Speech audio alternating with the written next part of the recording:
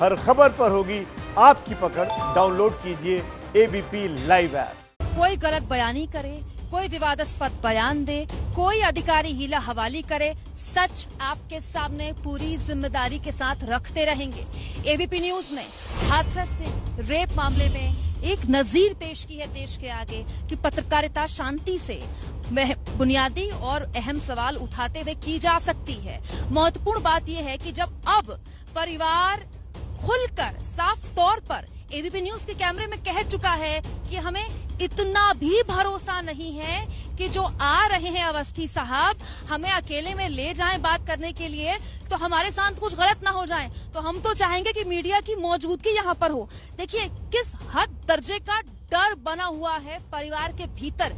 कुछ देर पहले मैंने पीड़िता के भाई से बात की थी, उन्होंने क्या क्या आरोप प्रशासनिक अधिकारियों पर लगाए और किस तरह से अपनी आप बीती सुनाई। सुनिए आप, दिल कांप जाएगा आपका। कल से लगातार झूठ बोल रहा है। अब जो पीड़ित के भाई हैं वो भी कह रहे हैं कि कल ना तो कोई एसआईटी की टीम आई ना पुलिस की, कोई एसआईटी कल नहीं आई। मैम एसआईटी की टीम अंदर नहीं आई थी। पुलिस वालों को हमारी जो मम्मी है और जो बुआ जी है उन्होंने हाथ जोड़े उनके आगे कि आप यहाँ से जाइए, हमें खाना पीना बनाना होता है। काफी भीड़ जमा हो जाती थी यहाँ पुलिस वालों की। छत पे पूरे 2, 4, 5, 10, 12 जो भी पुलिस वाले आते थे छत पे बैठे रहते थे। बाहर पूरी गैलरी भरी हुई थी पुलिस वालों से। क्या करते थे आकर? पता नहीं मैम, ऐसे ही घुस जाते थे, घूमते रहते थे ऊपर से नीचे तक इधर उधर। शायद वो मीडिया वालों को ढूंढ रहे हैं वहाँ पे। जिस तरीके से वो वीडियो लीक हुआ था तो एडीएम साहब आए थे कि हमें फोन दे दीजिए और ये वीडियो। अच्छा, आपका फोन मांगा गया? जी साहब, एडीएम ने? जी, उन्होंने बोला कि ये वीडियो कौन लीक कर रहा है डीएम साहब का, ऐसा वैसा काफी सारी बातें बोली थी। और डीएम साहब जब आए थे ना, एसआईटी की टीम जा चुकी थी, तो हमने जब बोला था कि हमें बॉडी क्यों नहीं दिखाई, तो बोलते हैं कि मतलब बॉडी काफी पोस्टमार्टम का समझा रहे थे हमें। काफी चित्रे उड़ जाते हैं बॉडी के, हथौड़ा मार के सर फोड़ा जाता है, आप देख नहीं पाते, आप 4 दिन तक रोटी नहीं खाते। मैं यही बोलूंगा मैम, हम 20 दिन तक रोटी नहीं खाते, बॉडी को हम देखते हमने जब शुरुआत से उनकी हर हालत में देखा है उन्हें, तो हम देखते, उसके बाद उनका क्रियाक्रम अंतिम संस्कार पूरी रीतो रिवाज के हिसाब से करते, ना कि इस हिसाब से कि जाके उन्हें पेट्रोल डाल के छिड़क दिया उन लोगों ने, डीएम लोगों ने, सारे अधिकारियों मिलके किया है ये सब।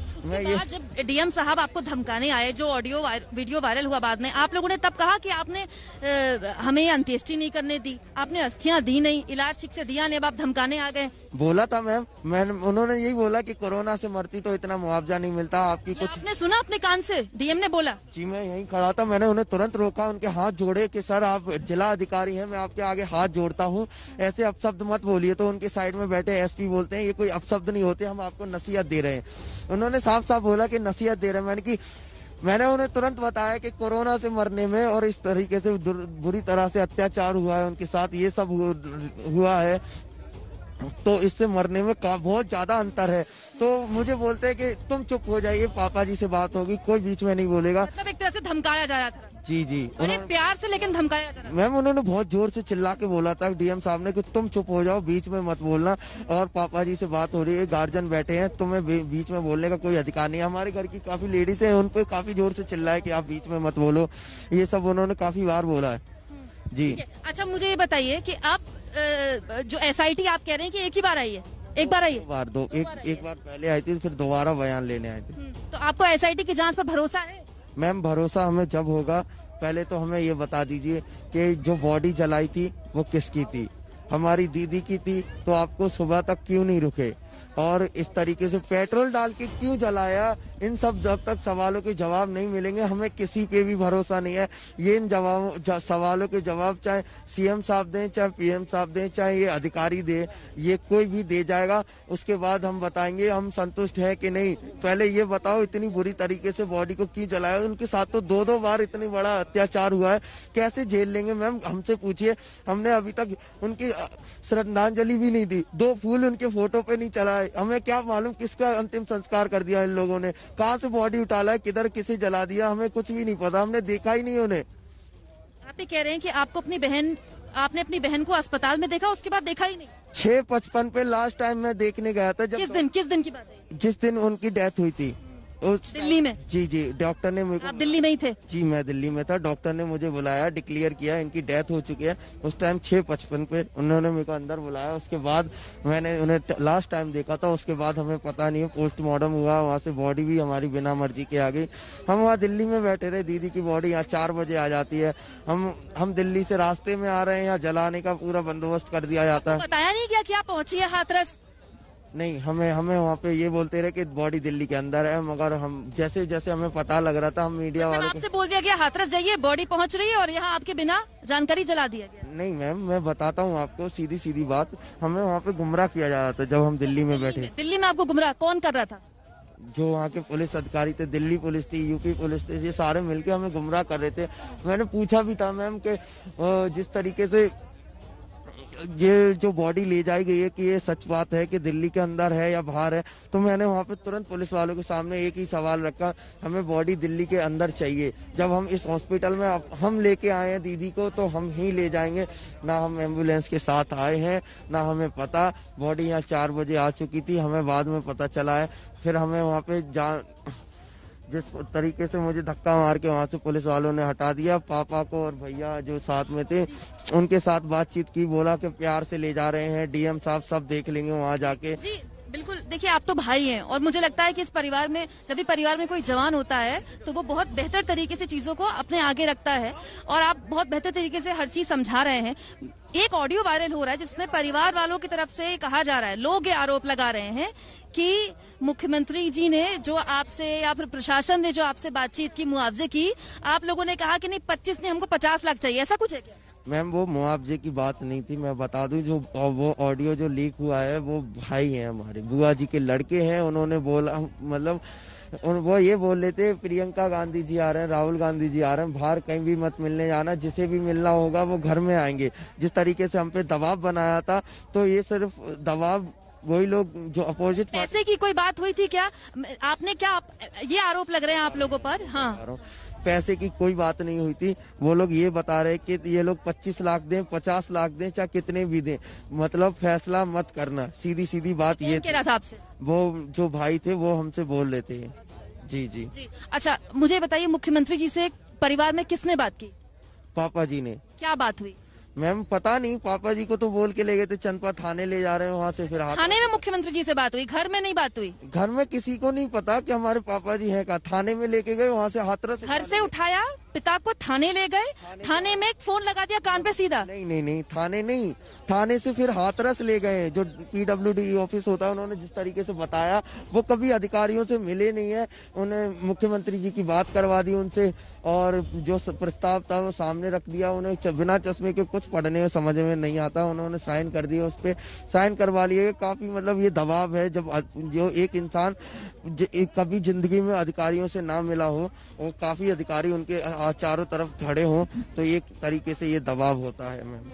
तो उनसे साइन करवा लिए गए, और किस चीज में साइन करवाए? जो भी प्रस्ताव था, और बता जी सरकार की तरफ से, सरकार की तरफ से मैं बताता हूँ मैम। और उनसे बुलवाया गया कि मतलब ऐसा बोल देना कि जो भी हमें मुआवजा मिल रहा है हम उससे संतुष्ट हैं। और डीएम साहब ने यहाँ आके बता दिया कि ये पिताजी की मांगे थी जो पूरी कर दी। मतलब उस मांग को पिताजी का नाम दे दिया गया। मतलब पिताजी को पता ही नहीं कि वो दस्तखत किस चीज में कर रहे हैं, और डीएम साहब ने यहाँ के कह दिया कि सारी मांगे पूरी हो गई। हाँ हाँ। इस पूरे मामले में नार्कोटिक्स यानी नार्कोटिक्स टैक्स के बारे में जानते हैं आप? नार्को टेस्ट में ये होता है कि आपको एक मशीन के कुछ अंश लगाए जाते हैं, जिसमें आप सच बोल रहे हैं या झूठ, उसका पता चलता है। कहा यह जा रहा है कि डीएम का भी होगा, पीड़ित पक्ष का भी होगा, और जो दोषी पक्ष है उनका भी होगा, आरोपी पक्ष का भी। मैम मैं एक बात तैयार है करवाने के लिए? पहले एक बात पूछता हूँ, इससे पहले किसी भी पीड़ित पक्ष से ऐसा टेस्ट हुआ है? बताइए आप, ऐसा हुआ है? आप बता दीजिए मुझे, क्योंकि मैं इतनी नॉलेज नहीं है। बिल्कुल सही कह रहे हैं आप, बिल्कुल सही कह रहे हैं। तो हमारे साथ क्यों ऐसा, क्यों मैम? यानी आप नार्को टेस्ट के लिए तैयार नहीं है? मैम हमने ये नहीं बोला कि तैयार नहीं है, मतलब ऐसा क्यों कर रहे हैं, क्यों, मतलब हमारे साथ ही क्यों? कानून उन्हें अधिकार देता है कि अगर वो ना चाहें तो वो नहीं करवाएं, लेकिन महत्वपूर्ण ये है कि देखिए जो बात कितनी वाजिब यहाँ पर एक गांव में बैठा लड़का उठा रहा है कि देश में कभी भी किसी रेप पीड़ित के परिवार का नार्को टेस्ट सुना है आपने? हुआ है, यहाँ हो रहा है। परिवार वालों के लिए यही सबसे ज्यादा दुखद है कि ना उनको शव मिला, ना अंत्येष्टि करने की इजाजत मिली, और ना अब तक अस्थियां मिली है। आप लोगों को खैर बहुत दुखद है कि अंतिम संस्कार नहीं हो पाया, लेकिन अस्थियां विसर्जित करने की इजाजत, अस्थियां मिली क्या? मैम किसकी अस्थियां हमें नहीं पता, वो हमारी दीदी थी। मैं बार बार बोल रहा हूँ, कौन थी, किसकी बॉडी जला दी? जब हमने नहीं देखा तो किसकी अस्थियां सरा के आए वहाँ पे, किसकी अस्थियां उठा के लाए वहाँ से, किसका शोक मनाए? हमें तो अभी यही पता है ना, हमारी दीदी हॉस्पिटल में एडमिट है, यही समझेंगे। अभी तो यही समझेंगे ना कि वो अभी तक पोस्टमार्टम रिपोर्ट हमें जो नहीं मिली गई। मैं आपको बता दूं एक बात, पोस्टमार्टम रिपोर्ट जब लेने जाते हैं, बेशक पुलिस को लेने जाए, मगर फैमिली से तो किसी को ले जाते। फैमिली से ले जाना जरूरी था कि नहीं? आप लोगों ने उस समय कहा कि पोस्टमार्टम हो रहा है, जब दिल्ली में हो रहा था, हमें रखिए वहाँ पर, हम रहना चाहते हैं। बोला था हम अंदर रहना चाहते हैं, किसी को नहीं रहने दिया। नहीं। तो देखिए, एसपी नप चुके हैं। एबीपी न्यूज ने जो सत्याग्रह किया उसके बाद एसपी नप गए हैं। आपको लगता है कि प्रशासन की तरफ से और सरकार की तरफ से इतनी संवेदनशीलता बरती जाएगी कि डीएम पर भी कार्रवाई हो? आप मांग करते हैं? मैम हर किसी की मांग है, इस तरीके से बदसलूकी की है उन्होंने, हर किसी पे हाथ छोड़ दिया, यहाँ आके हर किसी के साथ बदतमीजी की है। इस सब आप डीएम कह रहे हैं, डीएम ने बदतमीजी की घर में? औरतों पे इतनी बुरी तरह से चिल्लाए कि आप चुप रहिए, आप बीच में मत बोलिए, पिताजी हैं बात करने के लिए, वो बात करेंगे। ये कोई तरीका नहीं होता है एक डीएम का बात करने का। कार्रवाई की मांग करते हैं। आपको लगता है कि ऐसे अधिकारी को जिले का अधिकारी होने का कोई अधिकार नहीं? कोई अधिकार नहीं है मैम, हर कोई मांग करेगा ऐसे डीएम के खिलाफ। और ऐसे मतलब आप ये आरोप लगा रहे हैं कि जिले के अधिकारी ने घर की महिलाओं के साथ बदसलूकी, अभद्रता की? जी मैम, बहुत तेज चिल्लाए। तो मैं यहाँ खड़ा हुआ था, देख रहा था जिस तरीके से उन्होंने संध्या जी पे, जो लड़की की भाभी है उन पे चिल्लाया, जो दीदी है उन पे इतनी बुरी तरह से चिल्लाया था। मैं जानता हूँ कितनी तरह से धमका। जो वीडियो वायरल हुआ वो छोटा सा अंश था, उसके अलावा भी बहुत यहाँ पर नाटक नौटंकी की है डीएम ने। जी, कम से कम एक घंटे तक बैठे हुए हैं वो यहाँ पे। 1 घंटे बैठे रहे, उसमें उन्होंने घर की महिलाओं को धमकाया, उनके साथ बदसलूकी की, चीखम चिल्ली मचाई वहाँ पर, और आप जब बोले तो आपसे कहा कि चुप हो जाओ, पिता बोलेंगे। जी जी जी, और ये सब बहुत सारे बातें बताई उन्होंने। मैं यहाँ सामने खड़ा था, मैंने पोस्टमार्टम रिपोर्ट की बात की तो उन्होंने डायरेक्ट बोला, मोबाइल निकाला, ऐसे दिखाया, फिर मोबाइल जेब में रख लिया कि मैं पोस्टमार्टम रिपोर्ट दिखा रहा हूँ। फिर बोलते वकील करके लाओ, उनके सामने सब रखेंगे। अच्छा, तो डीएम साहब मोबाइल में पोस्टमार्टम रिपोर्ट लेके घूम रहे हैं लेकिन दे नहीं रहे? जी नहीं। और क्या बोल रहे हैं, वकील लेकर आओ, वकील को देंगे? जी जी। मारपीट भी हुई है, हाथ पैर भी चले हैं क्या? जी मैम, मैं ये सब नहीं बता सकता क्योंकि मैंने अभी टीवी पे देखा, जो छोटा सा बच्चा है वो बता रहा है ये सब। मुझे मेरे सामने ऐसा कुछ नहीं हुआ? कुछ नहीं हुआ। ठीक है, अब एबीपी न्यूज के माध्यम से आप लाइव हैं इस वक्त, प्रधानमंत्री या मुख्यमंत्री कुछ कहना चाहते हैं? यही कहना चाहता हूँ मैं, जवाब दे जाओ और हमें संतुष्ट कर जाओ, ये सब क्यों किया।